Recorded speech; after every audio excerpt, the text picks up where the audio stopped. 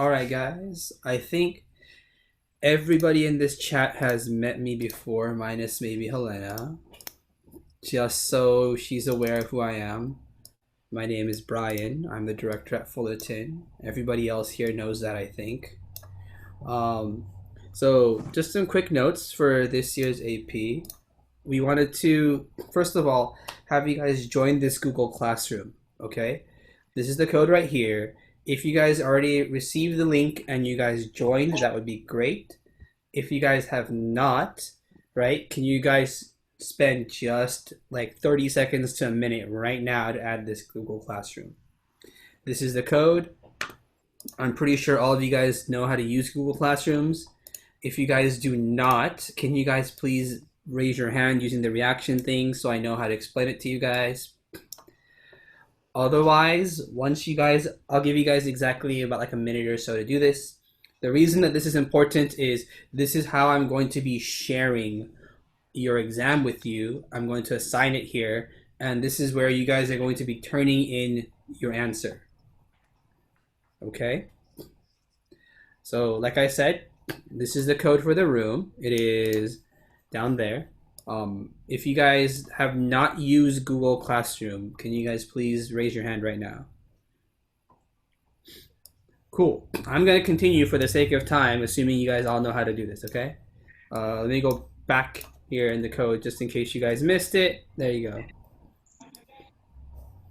Okay. All right, moving on. First things first, okay? I'm just going to go over the general tips for open book exams, things that you guys should know. First of all, okay, if you guys don't know, the AP tests are open book, open note, open internet, open laptop, whatever you guys want to call it, okay? That being said, I want you guys to know that you guys are allowed to use the resources that you have. The one resource you guys are not allowed to use is you guys are not allowed to take this together in groups, and you guys are not allowed to have teachers or somebody else help you guys out. That's actually just straight up cheating, and that's not allowed. Because College Board is being so sensitive about these things, please be careful of doing things like that because they may just cancel your score, period. No makeups, no questions asked. Okay? So when I talk about basically the resources you have, that includes any notes that you have, any online resources or databases that you happen to know or your teachers share with you, any review sheets your teachers give you, and the last one is the AP rubrics. Okay? If you guys join that classroom, I am going to start uploading different rubrics for previous FRQs, previous exams. Michael teacher is going to talk a little bit different about the AP history changes, but use all of them. Why not? Okay. The next one is I want you guys to organize the physical space that you guys are going to be taking this exam. Okay. This sounds really weird. I've told a couple of you guys this before, but it's a 45-minute test, and you guys are allowed to be in as big of a room as you want. My suggestion is use your dining table, guys. I don't want you in your room going through a file cabinet, going through a folder, things spread out find an open space, spread it all out, and that way it's easy for you to take the exam. You have good internet connections and all that stuff, and if you have to find anything, you find it immediately. All right? The last thing that I want you guys to do is make sure you guys are aware of the time, okay? One thing is, with an open exam, it's kind of like you guys get into this habit of looking up every single thing, like looking it all up just so you have the exact name, the exact date, the exact formula, etc., etc. If you guys know it from memory, don't throw that out the window, okay? Because your memory is probably good enough. If you guys have reference sheets, use them, but don't dive just to find single facts. And the thing is, you have to have the timer ready. You have to be able to proctor yourself, because once the exam is done, they'll give you 5 minutes to submit all the material. But if the exam time is up and you guys aren't paying attention to the time or whatever, there's no proctor, there's no maybe you get whatever, etc., X plus time. If you miss the window, you miss the window. You get a 0 if you don't turn it in. Okay, so you guys really have to pay attention to that clock. Um, Moving on, since I'm not talking the entire night, I'm gonna move over to Michael. Michael, are you ready? Yeah. Okay. Okay, let Hello. me. Mhm. Hi. Um, Hello everyone. I'm Michael, teacher. Generally I think I know most of you, right, with some exceptions, but I really help out with college admissions and SAT and other materials, and also with the AP histories. But I just wanted to talk today about just just some major changes, right? So for the biggest thing that I would like to 다크는 아직 point 안 out is 사라졌어요? of all the exams that have of all the exams, the only exam that changed 다크형이라고 학원 망했었는데 in 다시 terms of Hey, everybody, 고양이 if 들고 you're not 다녔거든요. speaking, can you be on mute? We have some background noise. Thank you. Michael, would you like to? yeah, I'll Let share me my know when you screen. want me to skip through. Okay, you want me to share your screen? You can share your screen, Okay, just to make your life a little easier. yeah, I'll do that. 어드미션 마스터. 누구? 어드미션 마스터 됐다.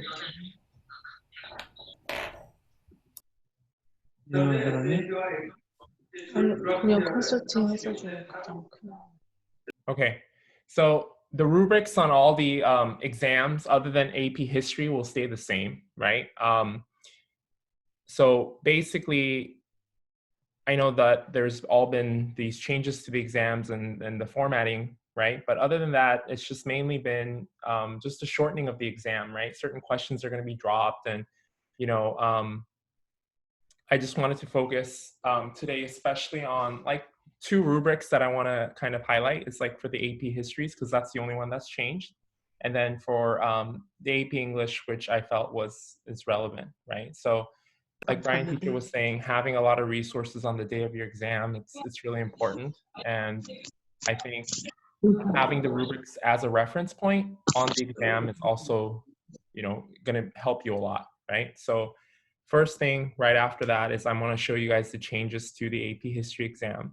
Overall, everything like in terms of because of the shortening of the time for those of you taking AP history, as you guys know, like a normal DBQ takes about an hour to do, but now, it's been shortened to 45 minutes. So they've had to make changes to the rubric in order to reflect that, right? So um, I think overall, like I'm not going to go over each point, but generally the trend that I'm seeing is they're going to give you a little bit more leniency, a little bit more opportunity to earn the points that you can, especially for the subject of history. So extra points. I think they made the DBQ rubric originally was only 7 points but they made it out of 10. And I think the way it's been redesigned is a lot of your outside resources can really help you earn those points. So I think for those of you taking, especially like the history exams, you guys can really look at the rubric, have that in front of you, and make sure that you're hitting those extra points because that's going to really give you an opportunity to do that. So especially for the subject like history is like since it's been modified, like keeping it in front of you and making sure that you hit those points are really going to help you get the score that you guys all want, right? And then I know we have everyone taking like a wide variety of subjects including science and math, but the other major class that I kind of wanted to focus on was English, because it has a rubric that's kind of easily seen, and it's focused specifically on one, rhetorical analysis. And also, I think, especially for history and then for English, having those rubrics in front of you, like it's things that you can aim for, like a benchmark. Like I need to hit that point and I need to have that. I think just as important as resources are like these benchmarks that you should be aiming for, right? So having that in front of you on the day of the exam, I think is fairly important, right? So that's pretty much all I have to say, right? Afterwards, I think Russell, maybe do you want to chime in, especially for histories, like if you want to go over some tips? Yeah, sure. Sounds great. Yeah, can I share my screen? Is that okay? Yeah, I'll stop sharing. There you go. All right.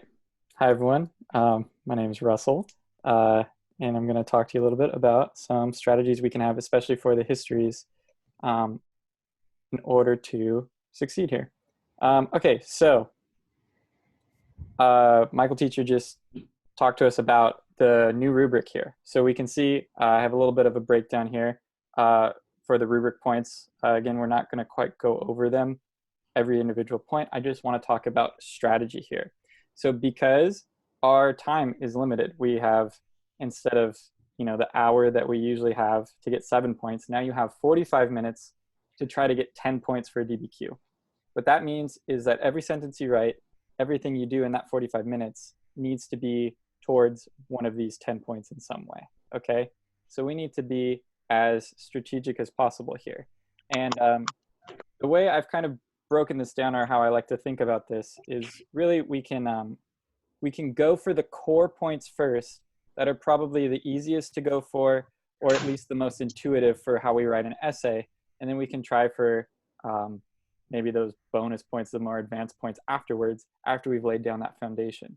And so the way I kind of want to break this down, how I think we should look at this, is maybe in like a 3 paragraph system, with the first paragraph actually just being our thesis claim here. So the breakdown here is, for the first 10 minutes, around the first 10 minutes, you should just be reading your documents for this DBQ for whatever history you're in. Okay, so you're going to have 5 documents. One of those documents is going to be non-text based. Okay, so you have these 5 documents. First 10 minutes, we just want to read these documents, understand them, and try to group them into some categories that we can work with so we have an organized essay. We should also be thinking through a thesis point of our main claim for our essay. Okay, and now once those 10 minutes are up, we're going to go to the remaining 35 minutes we have just to write our DBQ. And really the way I want us to think about it is all in terms of point value, okay? So up front, probably like the most important thing, how you can even just begin your essay, and you can even, I think it's most important just to begin with a thesis claim here. So you can start with your thesis, that's the foundation for the whole essay. And then we can go from there. And then once we move on into our body paragraphs, we can note here, we will probably have 2 body paragraphs. I think that will make our essay balanced here. And in each body paragraph, we're doing these same things, okay? So each body paragraph should consist of 2 document summaries, 2 analysis statements, or tying your documents to your thesis claim, 1 HIP statement, and 1 outside information that we then tie back to our thesis, okay? Now, if we do that well in both paragraphs, body paragraphs, and we do our thesis well, then we've just earned 8 points, and we've gotten an 8 out of 10 right there, without having done anything else. So that would be probably a win at that point. And that's what I want us to focus on strategically at first. And then afterwards, after that, I think the 2 points that might be a little bit harder will be the contextualization and complex understanding.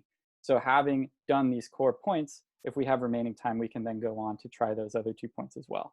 And so just to break down too, in terms of scoring here, we can see that if you just did, so I want to, the part I underlined, this is what we're shooting for at least. So a thesis and 2 body paragraphs, which gives us 8 possible points if we do that well, okay? If we, for some reason, ran out of time and only did a thesis statement and 1 body paragraph, we would still be able to earn 5 points. So a lot of room to grow there, but still like not too shabby, okay? And then again, with that bonus time, we can then write a thesis statement, 2 body paragraphs, and then include contextualization, complex understanding, and then we can get that full 10 points. But I want us to just think strategically in terms of what every single sentence we're doing, what point that is getting us towards, and to try to work at those easier, more fundamental points first, and then to work towards those like complex understanding points after that. So that's just some tips I had for you guys as you think about writing strategies here and time management especially, because I think that'll be important. That's what I got. Great, thank you, Mr. Russell. Let's pass it to Mr. Nick. Are you ready? Yes, hello. Okay. Okay, hello everybody. Oh, looks like I can't share my screen quite yet. Okay. Russell has to cancel his screen. Okay, let me find the thing that's telling me I'm sharing. Sorry everyone. Okay. problem. Well, No while worries. Russell does that, I guess I'll just introduce myself. My name is Nick. Thank you, Russell. I do tutoring for a couple of the AP classes that are related to science, which are biology and chemistry. And I guess just to get you guys up to speed on the changes to the AP exam due to COVID-19, if you guys don't know, you're only going to have 45 minutes to answer 2 FRQs, right? And this applies to both biology and for chemistry. The first of which is 25 minutes long, and it's based on a long FRQ, at least for chem and bio. And the second question, you will have 15 minutes to do, and it's also supposed to be kind of longish. And so with both of these things in mind, I wrote out a couple tips that you guys can use in approaching the FRQ. So let me just present this like that. Oh, and it is loading. Okay. So the first thing I want to let you guys know is that at least for the AP Sciences FRQs, you're going to see a lot of information leading up to the actual question. And as you're reading this information, you should be taking special notes of 3 things, right? One is information that references a concept that you guys have been covering in the actual class. 2, you should also take note of any sort of numbers that you're looking at in the actual information, because that will tell you that you will need to be calculating something. All right, and the third thing that you should take special note of is any sort of unfamiliar or new definitions or applications, right, that you haven't seen before. Chances are you're going to be referring to these bits of information as you're formulating your answers to a bunch of different questions, right? And just as an example, here's an FRQ from the 2016 exam of BChem. And you can see that there's some sort of equation here, and I've highlighted a couple of the participants just to show some relationship between the two. And I've also highlighted a couple numbers, right? Because these numbers are here because they will be used in a calculation for a later question. And then there's also some other facts that you can look through and sort of highlight and take note of before you actually start reading the questions, right? And then for your AP Biology exam, you will probably be presented with some sort of graph, figure, or data table. And if that happens, don't panic. There is a strategy for this too.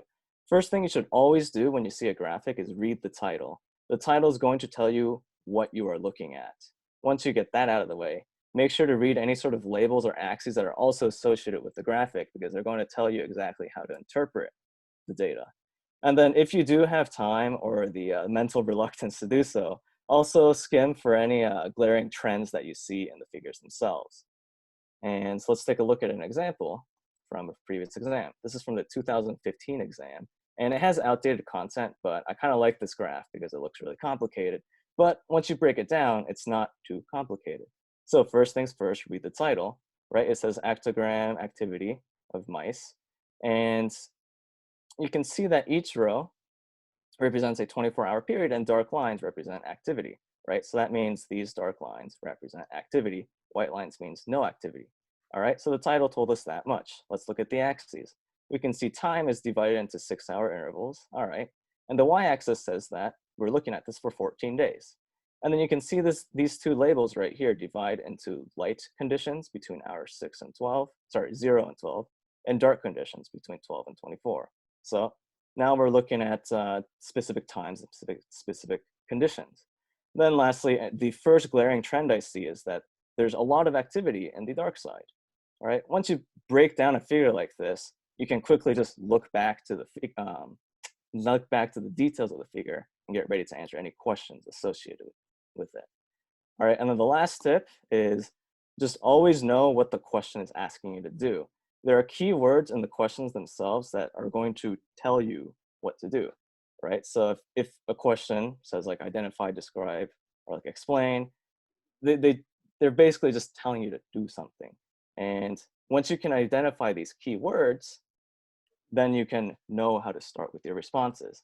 So here are a couple questions, like actual questions from previous exams. I've bolded those keywords, and just by knowing these keywords, you can know how to start your responses, right? It says identify, so you should identify something. Justify just means rationalize something.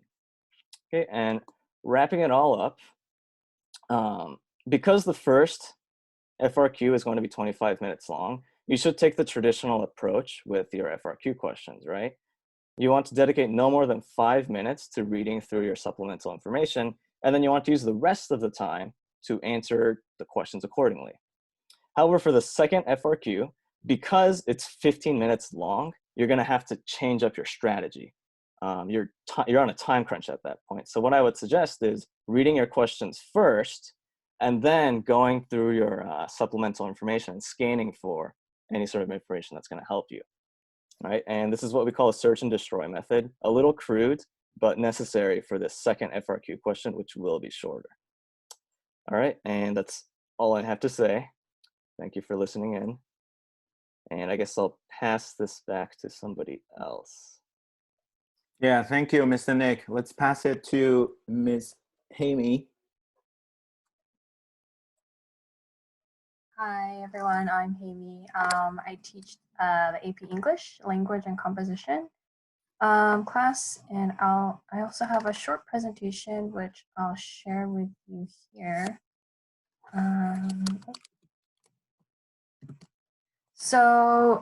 Just to tell you some quick facts about the new exam. Traditionally, the AP exam had a multiple choice section and then 3 essays.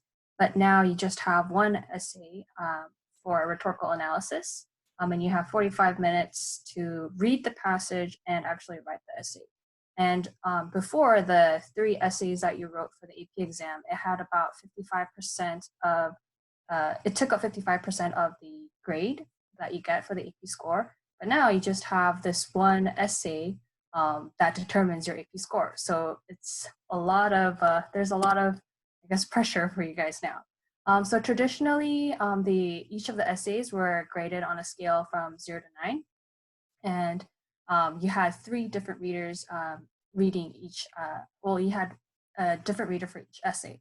I'm not too sure how the essays will be graded this time around. I'm guessing that you'll have maybe multiple readers for the 1 essay, but the way it's going to be graded is still going to be the same. So previously, the essays were graded holistically. And so either they were effective, adequate, inadequate, or regarded as little success. So you can see that the effective grades had a scale of 7 to 9, and then those essays would get an AP score of 5, and so on. So that's how the essays will be graded. They have like a holistic approach to it. So what is rhetorical analysis? If you guys have prepared for the SAT essays, it's a bit similar. You're gonna be reading a passage that's based on maybe like a historical figure. It's gonna be a letter, a speech, an essay, something that happened in history and has a historical relevance. And what you're gonna do is analyze the author's rhetorical choices. So you're not looking at what he or she is arguing. You're going to look at, how is she arguing?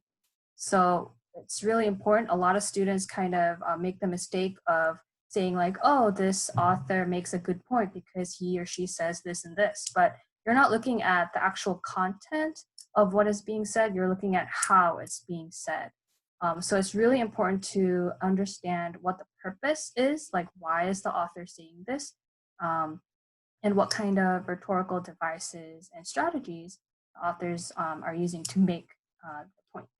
So just to give some quick tips on how to approach this is I just made like a short mnemonic device. It's called ACAP. So you remember, what you need to do is remember the author. Who is the author? Does he or she have credibility in what they're saying? what's the context? Is there a historical context to it? You know, what era is this being written or set in? Where is the place? Those things are really important in how one speaks or writes, right? And who's the audience? Who is the author speaking to? You know, is it just women, or is it just is it like Black slaves, or you know, is it like youth or elderly people? So who you're speaking to is going to be important in the style of writing that you are going to see, and also what's the purpose. So what's the main conclusion or result that the author is looking towards. And so a really good way to, you know, just because you only have like 45 minutes to read and write this essay, one of the easiest ways is to approach this is to just divide the methods that you're going to look for into 3 things. So it's called ethos, logos, and pathos. So ethos means that, you know, is the speaker appealing to his or her credibility? You know, what are the reasons that this author is, you know, a credible source of, you know, believing, how believable he or she is. And also logos, you know, what kind of factual or statistic or logical reasoning is the author providing to make his or her point? And is he appealing to the people's emotions and values and shared desires within the audience? And, you know, they can be using their personal anecdotes, or this is where you can really dissect their like figurative language, what kind of words are they using. So it's really important to get specific. The more specific you are in identifying these devices, the more like stronger your paper will be. And so the 3 main things that the readers will look at is, you know, how strong your thesis is, and also your evidence and commentary, and as well as sophistication. So you get 1 point for how if your thesis is correct, and then you get up to 4 points for your evidence and commentary. You know, how specific you are with your supporting evidence, how cohesive all your arguments are, how organized it is, and whether you have some kind of original commentary response. And sophistication just kind of looks at your writing style and also like the complexity of your writing. So yeah, so those are just some points that I came up with for the AP language and composition exam. So, Awesome. Thank you. Thank you, Ms. Haemi. Okay, I am, in the interest of time, going to quickly move on. Let me share my screen. But I just want to thank Brian, Michael, Russell, Nick, and Haemi for putting the effort to putting the best practice together, right? So those are, we're just scratching the surface. I know a lot of you are already in tutoring sessions, and definitely hit your teacher's brain, try to figure out the strategy that could work for you. Okay, so before we jump into the test, I just want to mention a couple of logistics for taking the AP exam. Let me go there. Okay. Second present. Okay. All right, just a couple of things. Testing device, we all know it's you can use computer, tablet, or smartphone. I personally recommend you need more real estate, right? Probably a computer connected to power will be the best device for you. And also College Board, they're not saying, hey, you cannot use multiple screens. So definitely use that. Maybe one with if you want to type, use one screen, the other is for researching purpose, right? But you have to know how to manage them. Don't try to leave it on the test day to figure out what could work for you. Test out early, okay? Second thing is for timing device, I know on the screen it will have a timer, allows you to turn that off, but don't do that. You need double or even triple assurance that you are not exceeding the time. So definitely do it, refer to the timer, set maybe 25 minutes, 40 minutes, and kind of give you some checkpoint along the way. The other thing is, it sounds trivial, like type or handwrite, but this could be a big decision on the exam day. But same thing, same strategy. You want to figure out now, right? Which probably I would say maybe for AP Chemistry, AP Calc, maybe do handwriting, right? Because of the formula, that kind of thing. Then the rest of them maybe type, but you have to figure out your preference. Don't leave it till the exam day to figure out which one you want to do. You don't have, I can guarantee you don't have enough time to figure that out. So then on the testing day, logging 30 minutes before, make sure there's no technical issues. And also once the exam is done, you have 5 minutes to upload the work. Lastly, that definitely no cheating, right? Because it's open book, open notes. It's kind of invites you to a less intimidating environment. But College Board, last time I heard from Trevor Parker, I think he is the director, he mentioned about they have put in a number of security features. One is, they have different algorithm type of thing. The other thing is if you cheat, they will notify all colleges that you have taken, send your SAT exam or other exam to them. The other thing they mentioned about is, this is actually something College Board wanted to do, but because of this time everything is digital, they can do that now, is they will send your response back to your AP teacher by May 26th. So the teacher will verify if that's your work or not. Okay, so definitely don't do that. Don't go there. Okay, so I just want to mention a couple of things we'll be doing. This is, we are 4 or 5 weeks away before this thing takes place. The help we will provide we're trying to do this weekly. I don't know if this is the best time. We will try to set this up on weeklies, and we invite all of you to be back to just take the AP exam a couple times, right, before the real thing. And no additional charge. It's free to our students, and also your friends as well. Let them know. Okay. Then since we already have that Google Classroom, we want to leverage that a little bit more. I know College Board, they are pushing multiple updates, and the end of April, I think they will push major updates as well in terms of the actual environment for testing. So as soon as we have some information, we'll post it. And if you have any good information from your school, go ahead, share that. Let's build this temporary community, right? Let's help each other. We're all in this together. And then lastly, once the test exam is done, we will provide a score for that. But if you want detailed review, if you want to set up some sessions, we'll be here for you. So just talk to each center's admin, Cerritos, Fullerton, or at GGA. We'll be helping you out. And if multiple people are doing the same subject, we can set up some small group as well. Okay.